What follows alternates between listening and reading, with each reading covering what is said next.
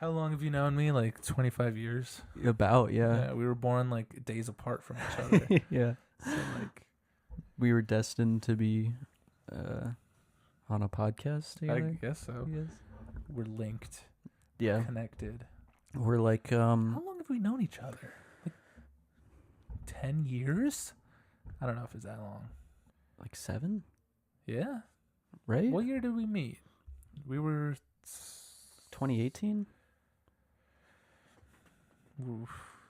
were we were sophomore? Not sophomore. Junior? Yeah. Junior, senior. Yeah, junior. I think we were like 16, right? 16 or 17? Yeah. So like 7 years cuz we're going to be Oh my god, dude, we're going to be so old. I know. 23. Yeah. It's over. It's done. If you flip them, it's 32. Can you imagine us in our 30s? Yeah. I imagine not much is going to change. No, we're going to be sitting at this table Still talking. talking about Yeah. comics at 30. Yeah.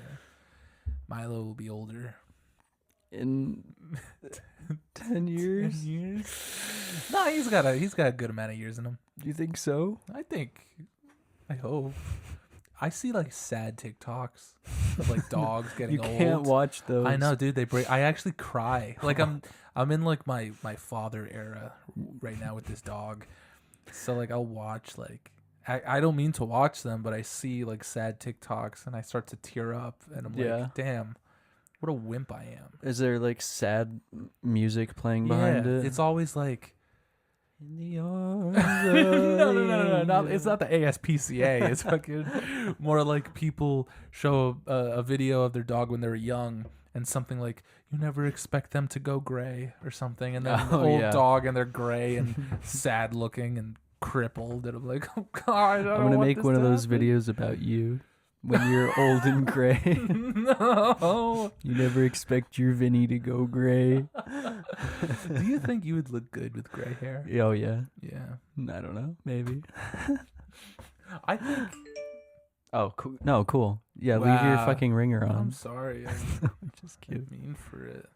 What's your favorite beer? I love a Guinness.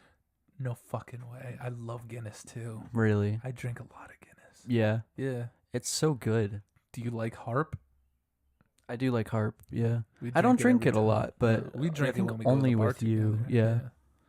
It's like one of the only bars that really has it. I mean, in New Paltz, they don't have a lot of bars like No, that. They got like the regular stuff in New Paltz. Yeah, a lot of IPAs, I feel like. Are you a fan of IPAs? I like them, yeah. Really? Yeah. Hmm. Usually high ABV, and I'm into that. Oh, dude, I made a Dr. Pepper mead. I saw. Did you try it or did you? I tried it. Is it good? No. I mean, it's not bad. Like the last mead that I made, I used like nice honey, and it tasted really, really complex and interesting. And then this one's like flat Dr. Pepper with no sugar is what it tastes like. Yeah, soda's probably difficult to turn into any kind of Yeah. liquor. I think it just it really depends on the flavor that the sugar adds to like brighten things up. So do you think like what soda do you think would be better? Like Mountain Dew? Oh, Or like I don't know if Mountain Dew would translate well, because I mean, you have to think of it like, how would this taste without any sugar? Because the yeast eats up all the sugar. Yeah. So I So don't like know. maybe a more sugary soda. Mm. So when the yeast attacks it, it's Or like still, I don't know. Red Bull or something. Would Yeah, be Red Bull. interesting. Mm.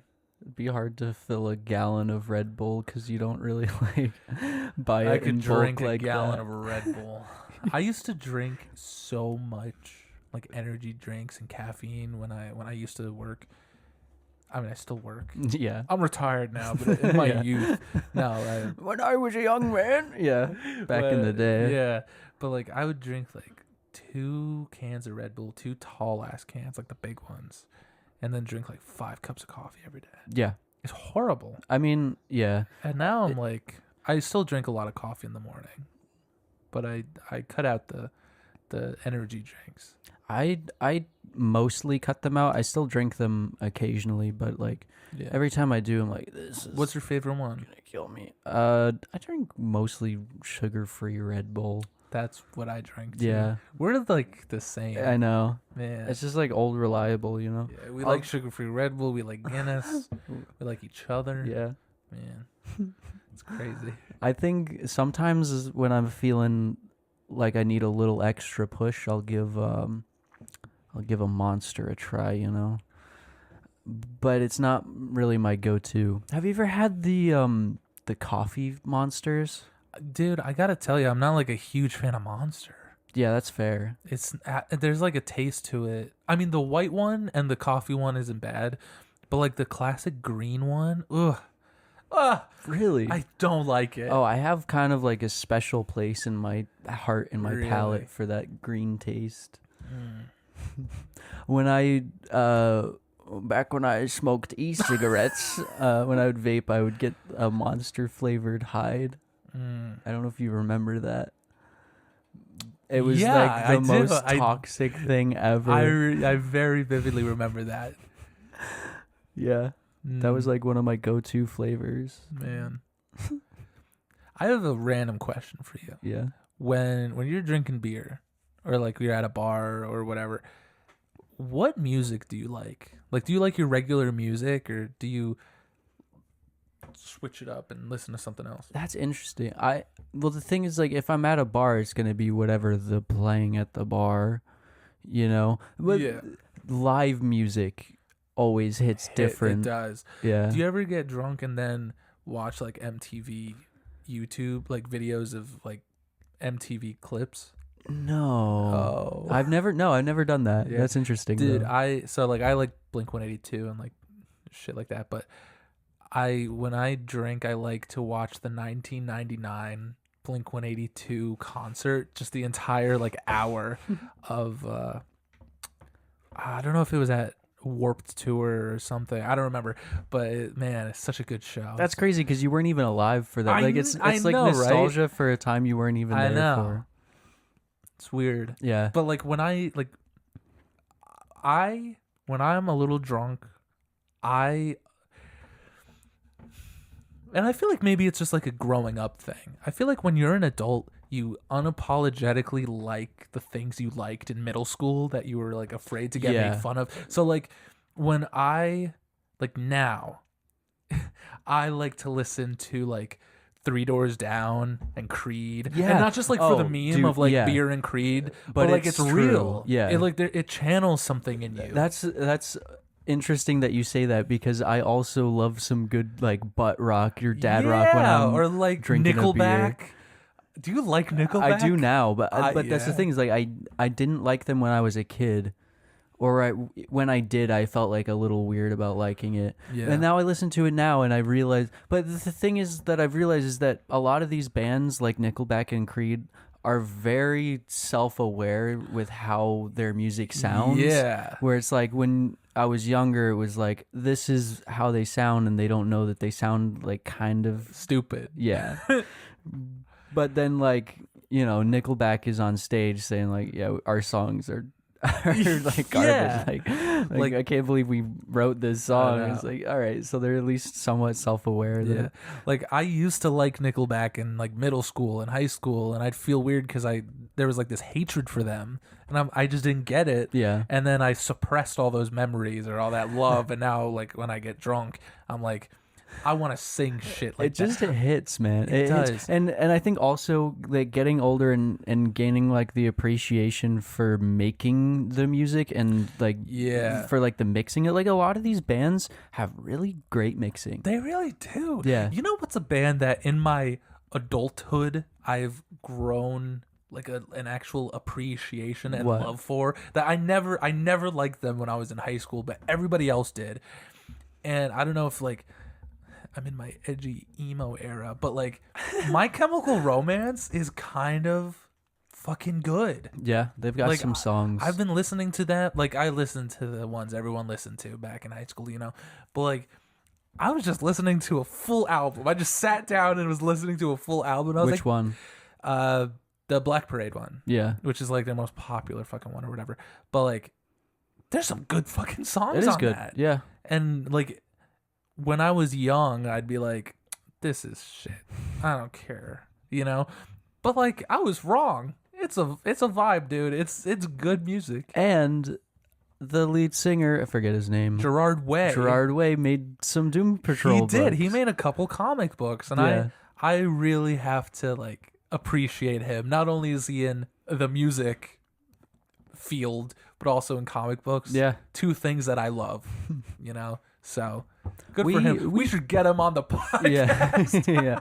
Oh, we could pull Gerard Way. Maybe. Of course. I'll email him. If Okay. anybody knows Gerard Way's If you email. know his private email. Yeah. None of that business. He email seems like a shit. cool guy. And I like his music Yeah. now. Yeah, I think there's a lot of worth to My Chemical Romance. Yeah. We played a cover of one of their songs, if you remember, me and you, and our band. Did we? Yeah. What song? It was All the Angels. I vaguely remember that. Yeah. Where did we play that? At a house show. Yeah. I vaguely remember that. I also vaguely remember it. What a great time. Would you, now that you're like a Doom Patrol expert or whatever, I know a long time ago I told you about Gerard Way's Doom Patrol. Would you read that one for yourself? Yeah. Yeah? I don't see why not. It's very different from Grant Morrison's, Yeah. but it's still weird, Hmm. you know? He didn't lose that weird imagination that Grant Morrison had. I don't think you could and still call it Doom Patrol. No. You know? It needs to be fucking insane. Yeah. And it's like that level of wackiness. Yeah. Well, welcome to the Off the Shelf podcast. My name is Josh. I'm Vinny. You suppressing a burp there or something? No. I had beer in my mouth. I couldn't. Okay. This is I'm Josh, and this is Beer in the Mouth Vinny. This is the book club podcast where we take books off of Vinny's shelf and talk about them. It looks like we got a fat stack of books here. We do. Now, I don't know if I'm going to talk about the full series, but just in case you want to look through it and everything, I thought we should talk about the Superior Spiderman today. Oh, is he superior? He is very superior To whom? to Spider-Man. Oh, okay. So, I'm just gonna change my name to Superior Josh. You should. No. Now, this is a really interesting book because, so this is written by Dan Slott and art by a couple different artists, Ryan Stegman, Humberto Ramos, and Giuseppe Camuncoli. Mm. And maybe a couple fill-in artists here and there. I don't remember, but they're the main artists. And this series went on for 30 or so issues. I want to say 34, 35 issues. And it came out in a very interesting era for Marvel. Now, I'm not a fan of current Spider-Man, as we all know. And Dan Slott, I feel like, is kind of responsible for the downfall of Spider-Man. Okay. So what happened, now, I'm not going to say he's fully responsible because Marvel is 100% responsible, right? Peter and Mary Jane got their marriage taken by the devil. That was the big, fuck up right there. And then after that, Marvel launched Brand New Day, which was a way to be like, you guys remember Spider-Man? Well, he's broke. He's single and bangable, and we could introduce brand new villains and new love interests. So let's get to it. And every week, so let me just, when new comics come out, and I go to the comic book store and pick them out, a issue or a series comes out typically bi-weekly or bi-monthly or whatever, Amazing Spider-Man recently has been bi-weekly. So like 2 books a month.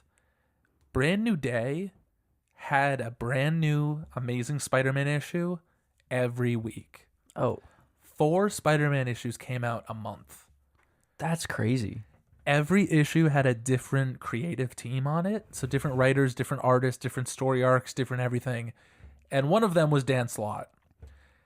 that era of Spider-Man was horrible. Yeah, because that's what you want, right? Is a different writer for every chapter of a book. It's like, whoa, this story that I just read right now was really good and had good art. I can't wait for next week. Oh, it's fucking terrible? Oh, no. Like, it was a horrible idea. And I need to, of all the bad creative decisions Marvel has made, that is one of the most peculiar. Because Spider-Man has had different runs at the same time. He's had Amazing Spider-Man, he's had Spider-Man, he's had Web of Spider-Man, he's had multiple different titles all about the same character. Why would you cancel them all and call them all Amazing Spider-Man? Do you think that this is in any way, pun intended, a way to like throw everything against the wall and see if it sticks? 100%. So did they carry on after that any like particular writer and artist combo? Dan Slott. Okay. Dan Slott was the standout for Brand New Day. And Marvel and the people, the audience, liked Dan Slott so much that he wrote Spider-Man for 10 years. Really? And his name is Dance-A-Lot? Dan Slott. That's crazy. Yeah. And he wrote Spider-Man for 10 years. I really didn't think you'd think that was funny. It's the beer. Yeah. Oh, yeah, sure. Yeah, no, and you're hilarious. But he wrote Spider-Man for 10 years, and in my opinion, it's about 5 years too much. Yeah. Maybe I'm young and stupid, but just thinking about working on one project for 10 years makes me feel a little bit sick. Yeah. Yeah. And you could tell that, like, I have to say, he always tried to do new things. You know, he tried to keep it fresh. But man, he did some shit, dude. Crazy. But in my opinion, the best part of his entire 10-year tenure of Spider-Man is Superior Spiderman. I think out of everything he did, this is his standout moment. And it's so interesting because he's not even writing about Peter Parker in this book. Don't even worry about it. My hands smell like onions. I washed them and they still smell like onions. Do yours? No. Maybe. I was sitting here smelling onions. Sorry, I cut you off. I got distracted. Okay. So what's so good about this book? So, okay, for context, Brand New Day happened. They threw everything at the wall, right? They introduced a bunch of new villains like nobody. Literally nobody. Mr. Nobody? No. No new characters stuck, except for one, and that's Mr. Negative, who is in the Spider-Man video games, the new ones.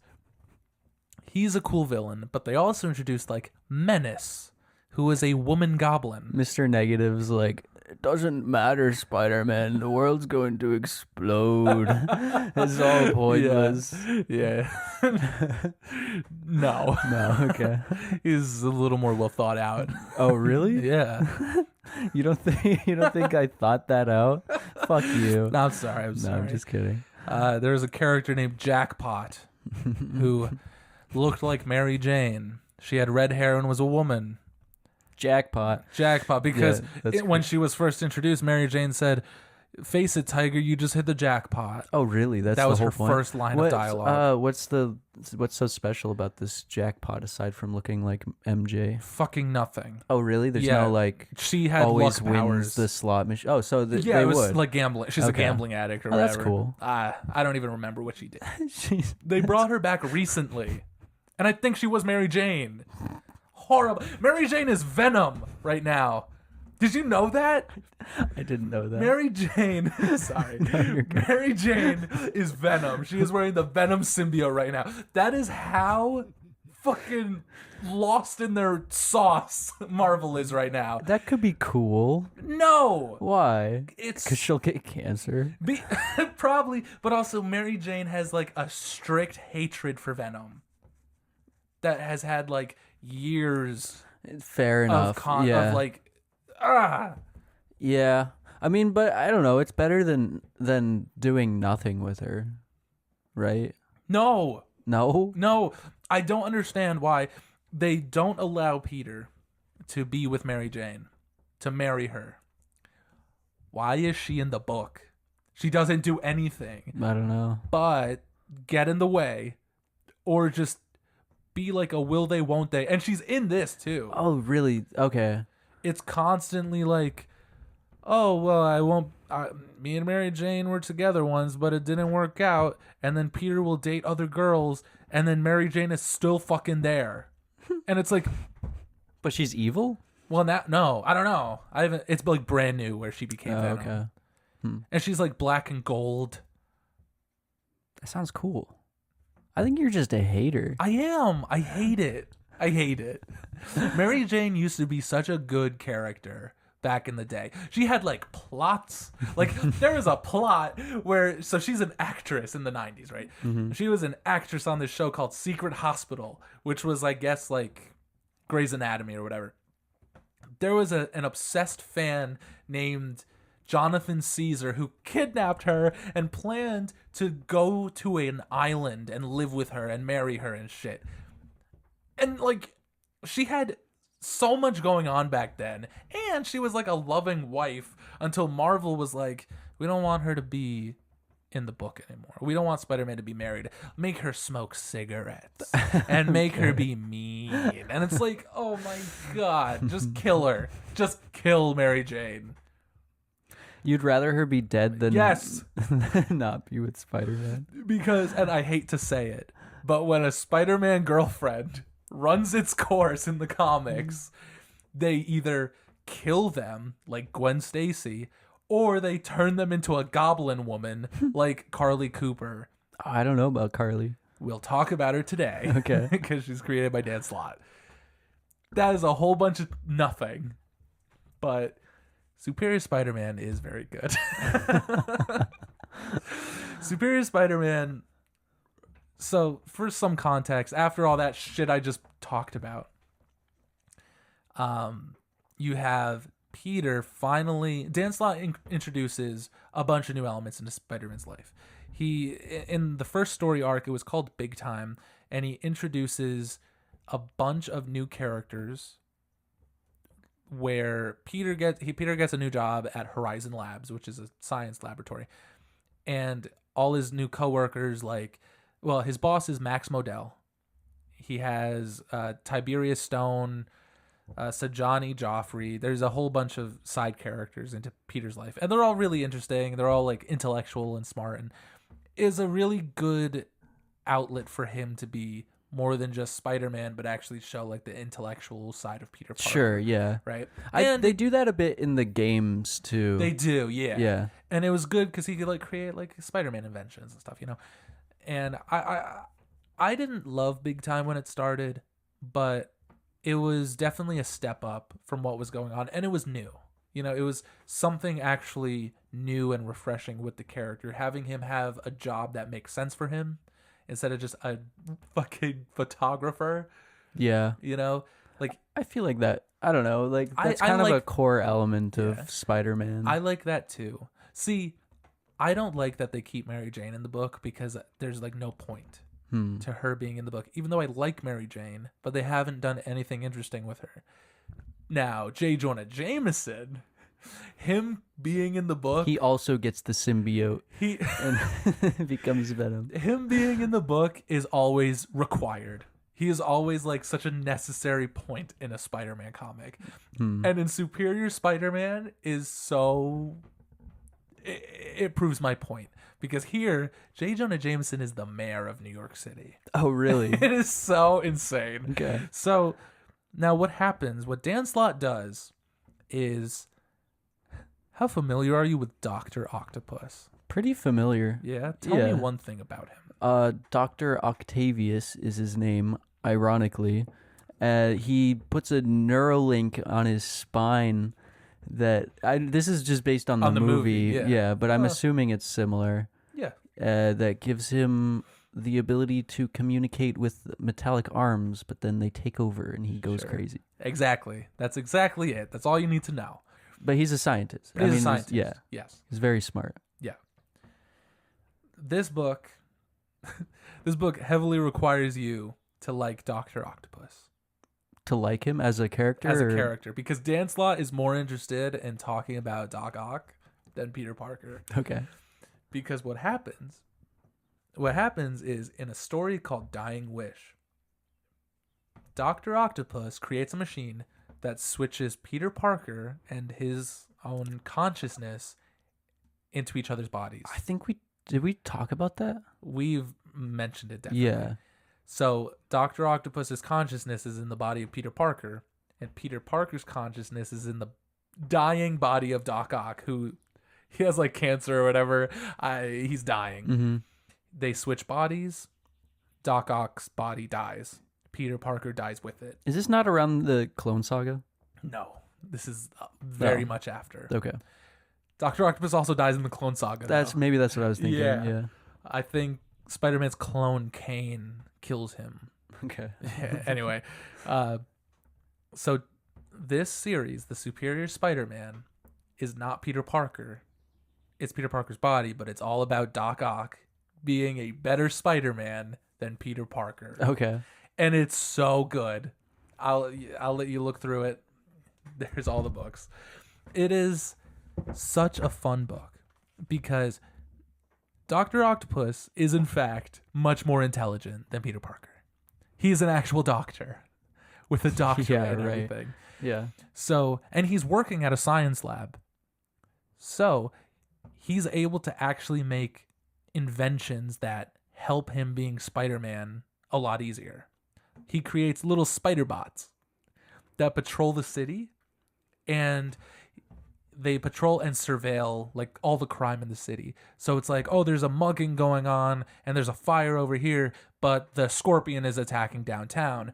It prioritizes what crime he should do. Okay. You know? Yeah. And he makes like augmentations to the Spider-Man costume. Like it looks like the Spider-Man costume, but he has like his eyes are a little different and it's more red and black than red and blue. Yeah. And he has like claws.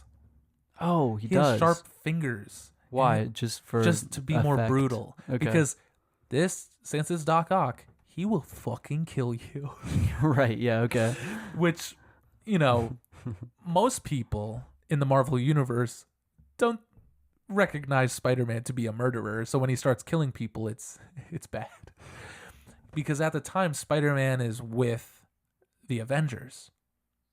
And when you're reading Jonathan Hickman's Avengers, which is going on at this time, Spider-Man starts acting weird. And it's like, why is Spider-Man being a dick? It's because he's not Peter Parker.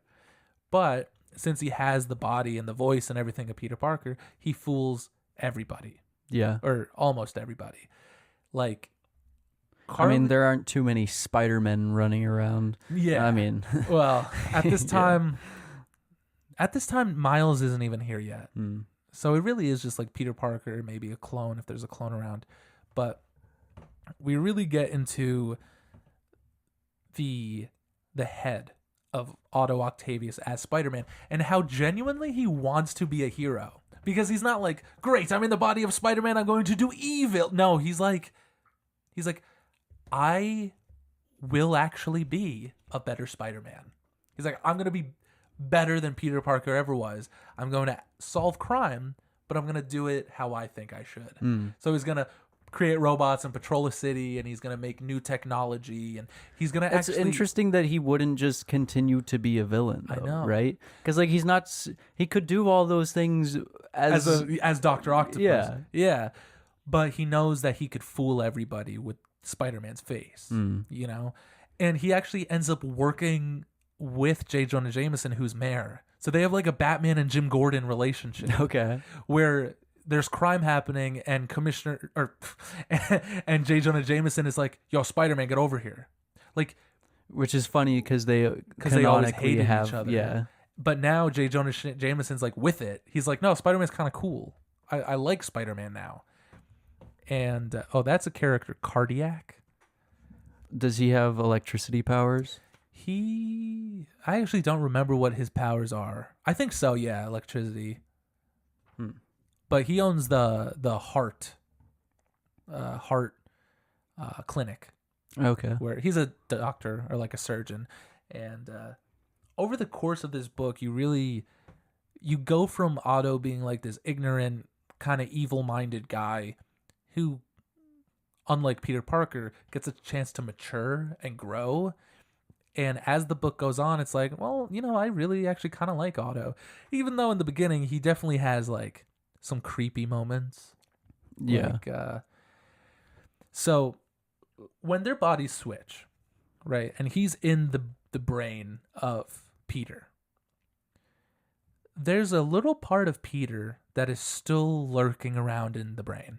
Mm. And Otto can't hear or see him, but Peter can see and hear everything. Like he's like a ghost Yeah. that like you'll see. I saw that. Yeah. And so he's literally having like an out of body experience, but someone else is controlling the body. So when he sees Otto in his body go on a date with Mary Jane and act like a douche, because he's like, Otto's like, I'm smart, I'm handsome, Mary Jane's hot, we should be together. So they go out on a date, and he like, Were they not together at this not point? previously, no. Mm. So he's like trying to impress her by being a dickhead or whatever, and she's like, Peter, you're being really weird, I don't like you anymore. Or he's like, I don't want to go out with you anymore, you're not yourself. And Otto's like, I don't get it, I'm hot, is that not enough?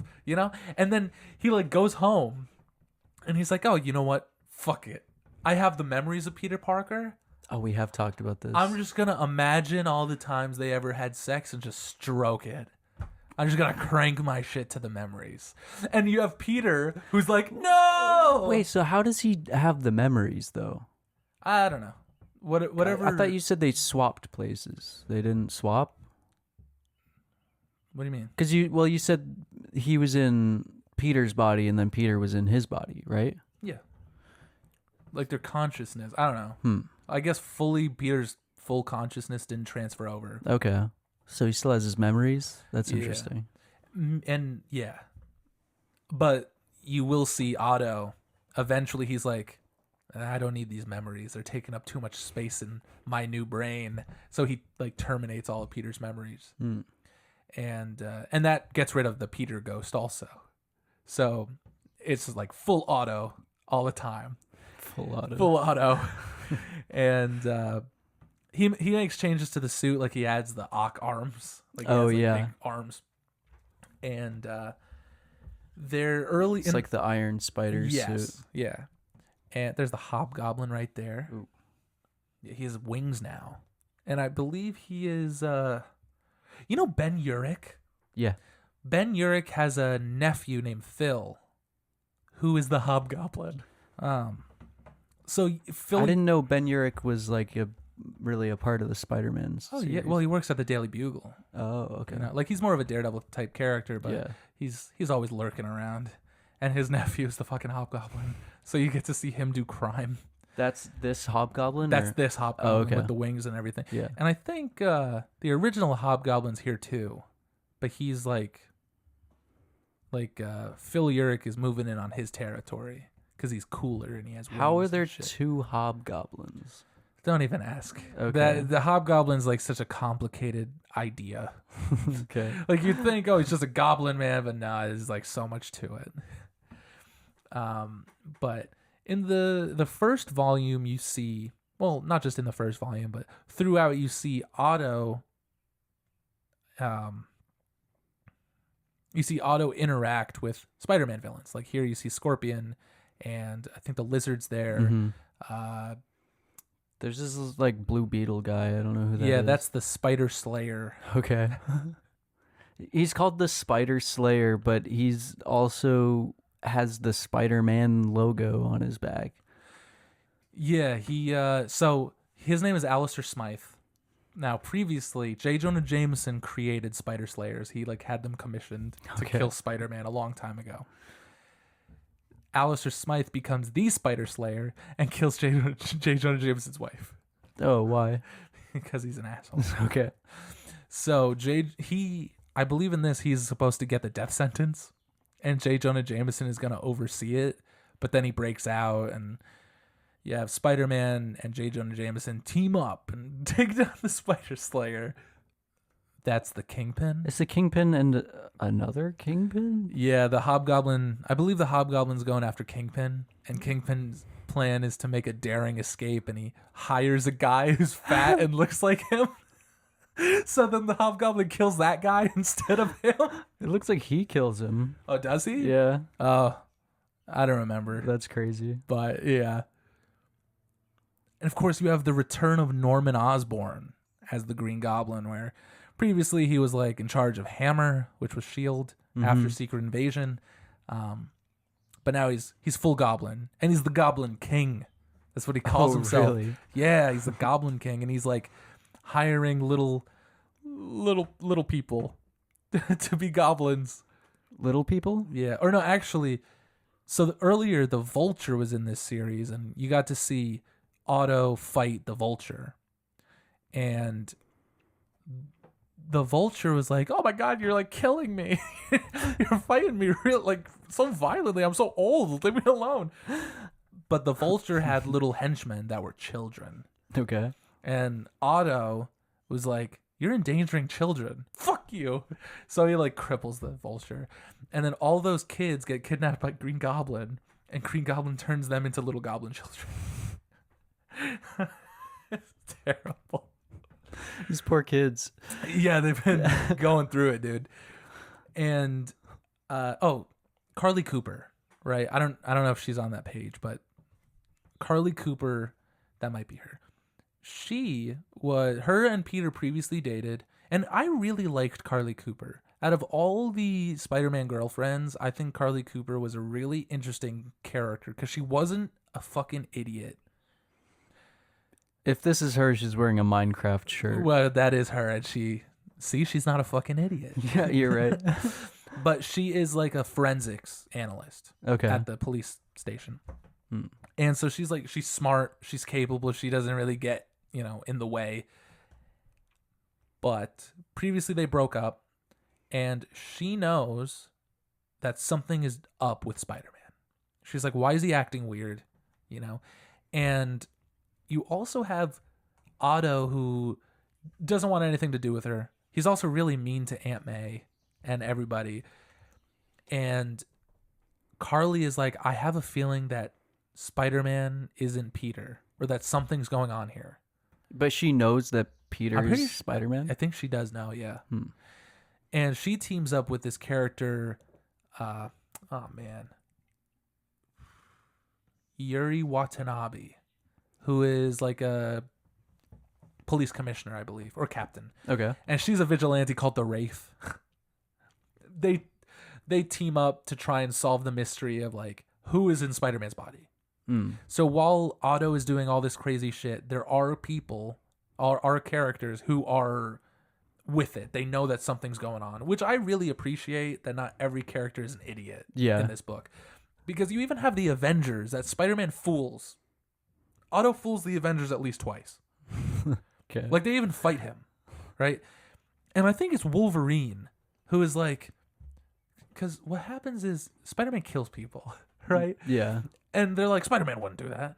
But Wolverine's like, we've all killed at least one person. Let this kid have it. Like, that's just one, If he does it again, then we'll take care of him. That's funny coming from him. Exactly. Yeah. But that's why he says it. He's like, we've all crossed that line before. Well, didn't Spider-Man kill his wife or something? Yeah, Spider-Man killed a woman he loved once. Yeah. So that should be Spider-Man's one, but Marvel tries to forget about that. Yeah. But, like, in the first volume, there is this character who, I think his name's Massacre. And he's like, he doesn't feel pain. Okay. Or remorse. Like, he doesn't feel pain in any sense of the word. Physically, mentally. He's like he just kills people. He doesn't care. He doesn't feel anything on the outside. Nor on the inside. Whatever. Okay. He kills a bunch of people in a restaurant, I think. And it becomes like this big deal, and Spider-Man's like trying to, stop him. And then there's this company that I think they sell soda, a soda brand. And it's psychedelic. No. Psychedelic soda. No. They sell a soda brand that they hire Massacre to wear the opposite like competitor soda brand, Okay. a T-shirt of the competitor, and kill people.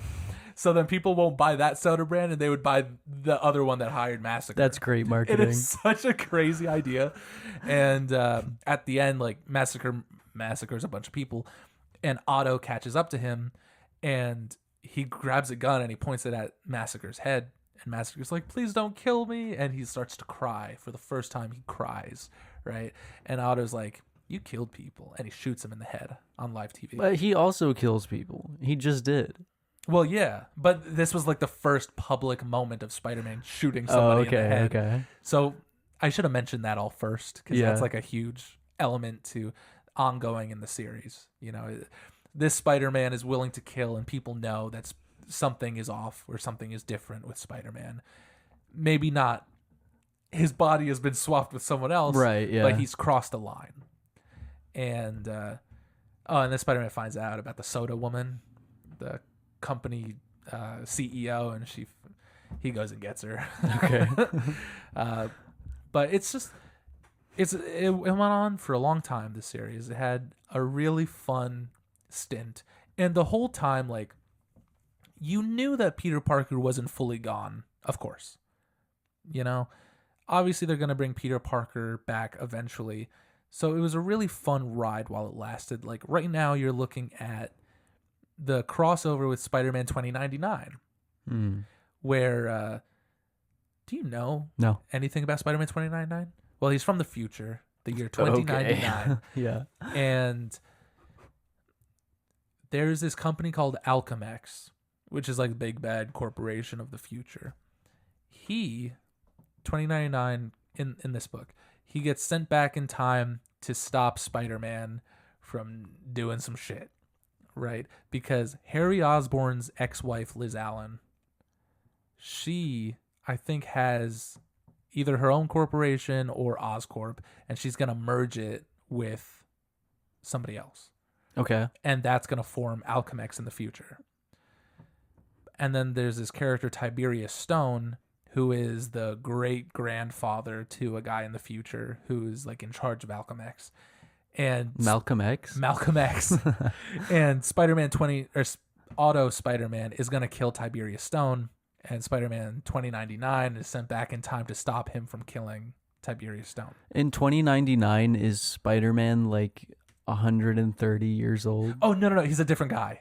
It's not Peter. Okay. It's Miguel I was O'Hara. just say, he's probably pretty old. I should have mentioned that.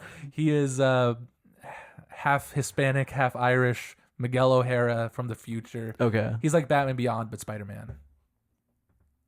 Batman Beyond came out after Spider-Man 2099. Really? So if you like Batman Beyond, you would like Spider-Man 2099. I do like Batman Beyond. I mean, I've only seen the show, but that's I'm all sure. you need. Yeah. But yeah, so you have a lot of Spider-Man crossing over with the Avengers, and everybody's getting involved in, like, is Peter Parker, or is Spider-Man really Spider-Man, or what's going on? Eventually, Carly Cooper gets, like, kidnapped by the Green Goblin, and she gets turned into a goblin. It's really He's just sad. turning everybody into a goblin. He's gonna take over. It's gonna be a goblin nation. Oh, that's why he's the king. He's the king. Goblin King. Yes. Okay. He's gonna take over the city or the world, I guess. I don't know. But over the course of that's Stunner. Yeah. Yeah, she used to date Doc Ock during the Clone Saga. She looks like Spider-Man colors. I mean, is she related? No, in any way? she is. She's actually like a virtual reality woman. She's AI? She's AI. Like, there's another woman controlling her from like a computer, like a fucking like a nerd, like a nerd who's just controlling the body of Grok, this woman. generate me a superhero. That's cool. Yeah. But I think for me, my favorite part of this series is like I love seeing this version of Spider-Man fight the Avengers. I love seeing him interact with like Aunt May and Mary Jane and all those characters. But Dan Slott creates a new character in this named Anna Maria Marconi. And she is a little person. And Otto, now when Otto's in the body of Peter Parker, he's like, this fool Peter is so smart, but he never like went to college for his doctorate. Like, he ends up going back to college in Peter's body and getting a doctorate. Okay. He ends up making Peter's life better. Like, when Peter comes back, Peter has like a company and like he's rich and like he is like set for life because of what Otto does in his body. Okay. It's so crazy. But while he's going to college, he ends up meeting Anna Maria Marconi, who is really intelligent and she's a good cook, and he immediately falls in love for her, or falls in love with her. And so you have Otto, who's like this horrible man who ends up showing like this lighter side of him, and he like will do anything for Anna Marie. Okay. You know, and it's really sweet. It's like a really cute relationship between them. And he introduces her to Aunt May, and Aunt May is like shocked that she's a little person. Okay. And Otto like explodes at her. She pointed out. Yeah. Oh, really? Or not in like a mean way, but like she mentions how like, oh, Peter, you didn't mention, you know? And he's like, why does it matter? You know, this is the woman I love. You know, he's like very vocal about his feelings, and I like Has that. Aunt May figured out that he's not Peter? I feel like Aunt May should know whether it's Peter or not. She should know, but she doesn't. She's just like, man, Peter's like been acting really mean lately. Okay. But I really like the relationship for Otto and Anna Marie. I think it's really cute, and it's important like later in the series too. But I'll get to that in a second, because there's a whole bunch of stuff I'm throwing at you with this series, and you're looking at still the Spider-Man 2099. Oh, that's just the last one. Yeah. Yeah, Spider-Man, Miguel O'Hara, he stays around and helps in like the final battle against Green Goblin. Because the Green Goblin has an army, so Spider-Man needs one too. Yeah, of course. It's just him and Miguel. But you do see, Flash Thompson? Yeah, of course. He is actually also a really interesting character, because not only is he Spider-Man's old bully, but eventually he'll become Peter's best friend. Before all this, he becomes Peter's best friend, and he goes off to war. He joins the military, and he gets his legs blown off. And he's like in a wheelchair, and he eventually gets the Venom symbiote. Oh, yeah. And becomes Agent Venom. And it's really cool. He's in the series. You get to see Otto with the Venom symbiote in the book called Superior Venom. There's a Superior Venom as well. Yeah, well, it's one of the volumes. I think you skipped it. I see. But it's cool. There's just a lot of fun moments, and Dan Slott, he clearly knows the Spider-Man history. You know, he knows the Spider-Man history, and he's willing to play around with it. And when eventually the final book in this series happens, the Goblin Nation arc, where everything's been building up to Spider-Man versus Green Goblin, it's Spider-Man vs. Green Goblin, which we've seen thousands of times, but it's really Dr. Octopus vs. Green Goblin, who, depending on who you are they're the two best Spider-Man villains, the two top villains. Yeah. And immediately, what I love is Green Goblin is like, you're not Peter. He's like, I know. Because he knows him better than anyone. He knows him better than anybody. Yeah. So it's just so cool. And Goblin threatens Anna Maria Marconi, and Otto flips out. And at that point, through everything he's done, there he is flipping out at him. But after everything he's done, everything he's been through now as Spider-Man, at the end of everything, he knows that he can't outsmart the Green Goblin, because the Green Goblin is just so insane and unpredictable. Yeah. That to save Anna Maria's life, he goes back to the machine that switched him and Peter. And he's like, I can't defeat the Green Goblin, but maybe the Superior Spider-Man can. And he switches Peter and his bodies back. Really, he still considers Peter the Superior Spider-Man. Yes, he does. Huh? And it's like Really? it's such like a great Even though moment he's at the just end. kind of not. He's not, but like it's more than just gadgets and being able to do the things that Otto can do. And he knows deep down Having the sense of right and wrong. Yeah. And he knows that like once he switches Peter and him back, he's gonna die. Mm. So it's like this.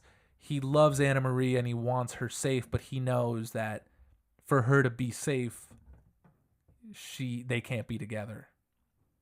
So what's Peter been up to in the body of Octavius? He's been dead. Oh, he already died. Yeah. Oh yeah. Otto died before this whole series. Oh, I see. Okay. Yeah.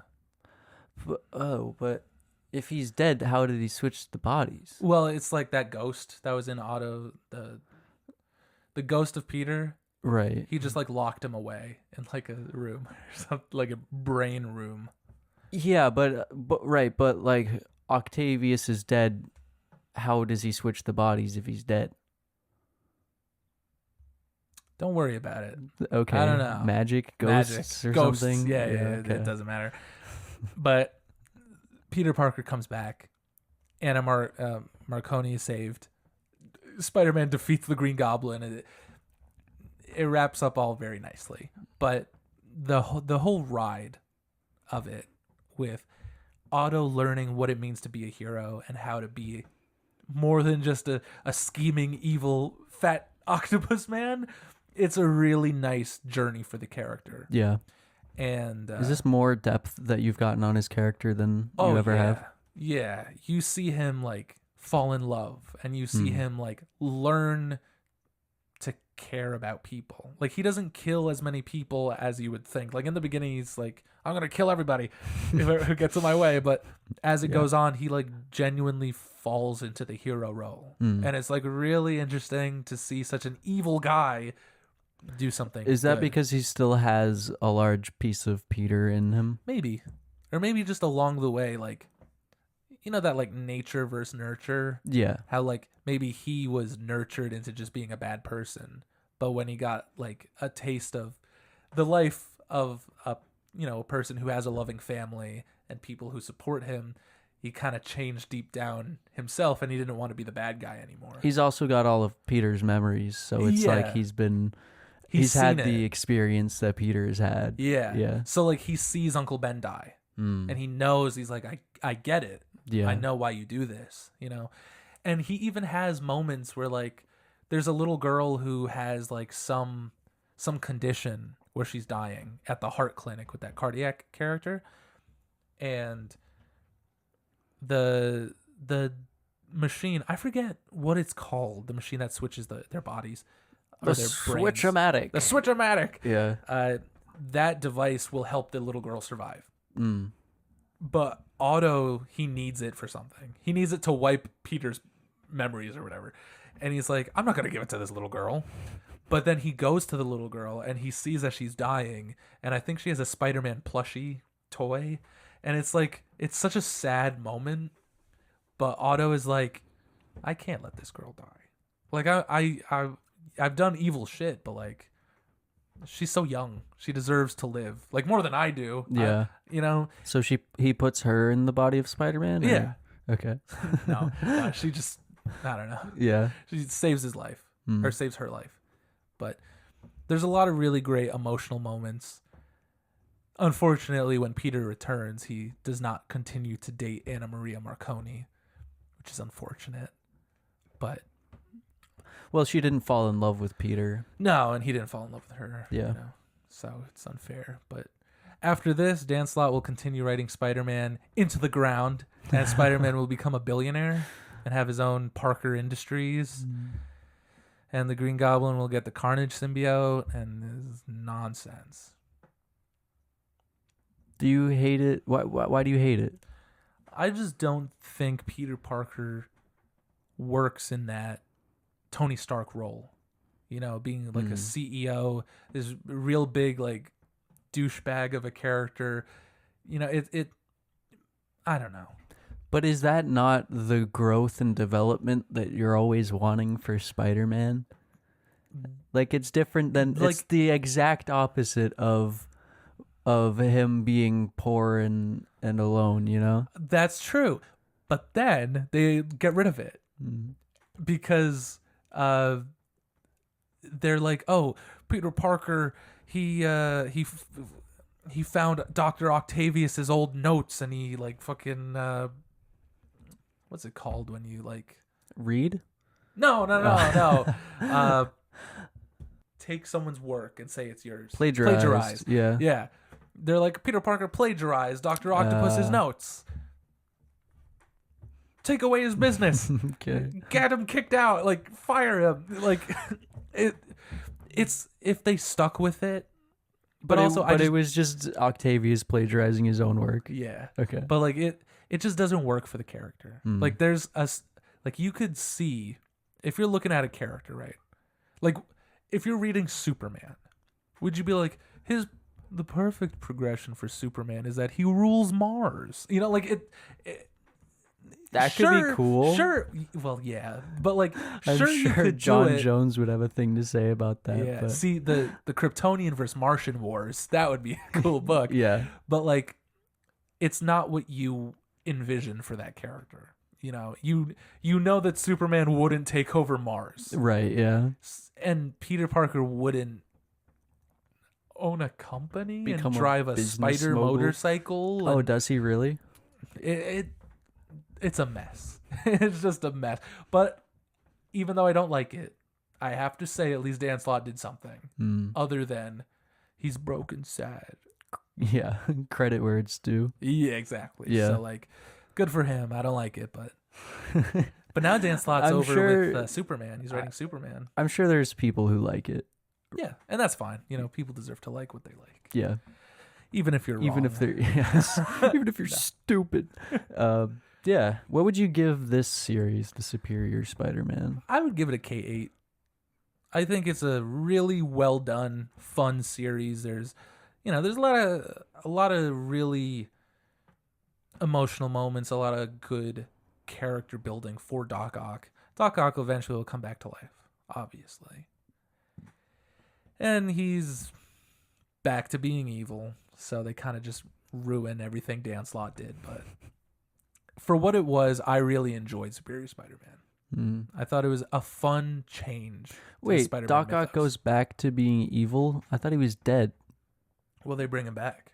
How? But I don't know. Okay. all right. I can't tell you. No, that's fine. Oh no, I think he was cloned Of course. because Dan Slott does another clone saga called the Clone Conspiracy. Was that the one you liked? No, Oh, I thought there was a clone saga that you liked. I like the Clone Saga and the Ultimate Spider-Man. Oh, right. Yeah. It's very well done. We should talk about more Ultimate Spider-Man. Yeah. It's a Superior Spider-Man series to Ultimate Spider or to Amazing Spider-Man. I think that's pretty tight. Would you recommend people get this and read it? Definitely. I mean, it kind of relies on some knowledge Do of they Spider-Man, but do they have like a combined book version of this? there's an omnibus. Okay. Yeah, you could buy it. I wasn't sure if it was a long enough series to get an omnibus. Yeah, and there's like 6 volumes. Yeah. Mm. They'll make an omnibus out of anything. All right. Yeah. But I definitely recommend it.